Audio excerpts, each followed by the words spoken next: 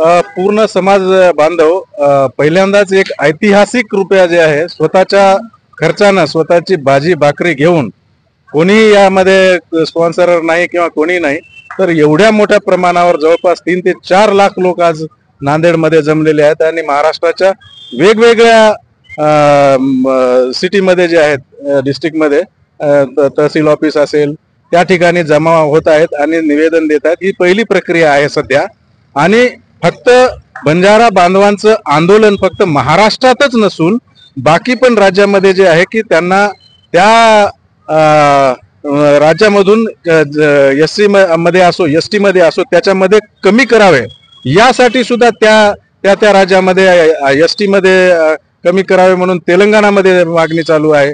त्याच्यानंतर एससी मधून बंजारा समाजाला काढावे म्हणून कर्नाटकामध्ये मोठं आंदोलन तिथं सुद्धा सुरू आहे. त्यामुळे नांदेडमध्ये पूर्ण महाराष्ट्रातलेच नसेल तर देशातील वेगवेगळ्या राज्यातील सर्व सुद्धा नेते मंडळी सर्व सामाजिक हे आले होते. मी सध्या फिल्म इंडस्ट्री चा प्रोड्युसर आणि डायरेक्टर आहे. माझा द महाराष्ट्र फाईल्स म्हणून मराठी इंडस्ट्रीचा सर्वात मोठा चित्रपट आता लवकरच प्रदर्शित होत आहे. जवळपास डिसेंबर किंवा जानेवारीला होईल. आणि त्याच्या मध्ये आमचे सुद्धा जेवढे कलाकार आहेत, जे आर्टिस्ट आहेत, ते सुद्धा पार्टिसिपेट झालेले होते. आज माझ्याकडे या नांदेडमध्ये मोर्चासाठी तेलंगणाची one of the topmost singer, she is from the Banjara community, Rohini Banoth म्हणून, तिनं सुद्धा आलेली होती. आणि आमचं जे गाणं जे आहे चाल भळा बिया लदणी ले जा मेरे आज काने मकिरी हवा राज गोरभाई रोला मारे, हे गाणं एवढं आज या आंदोलनामध्ये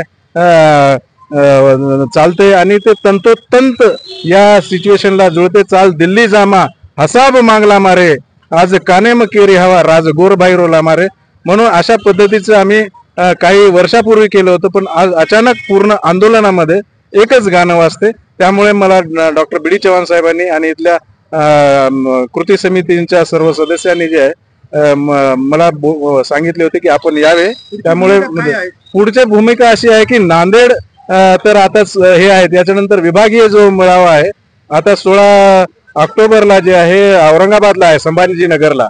तर त्यामुळे तिथं सुद्धा मोठा मोर्चा होणार आहे. त्यानंतर विभागीय झालं, त्यानंतर मुंबईमध्ये माझ्या मते दिवाळीच्या आसपास मध्ये एक मोठा मोर्चा होईल आणि सर्व समाज बांधवाची अशी इच्छा आहे की दिवाळी जी आहे मुंबईतच साजरी करू, असं सर्वांचं आहे.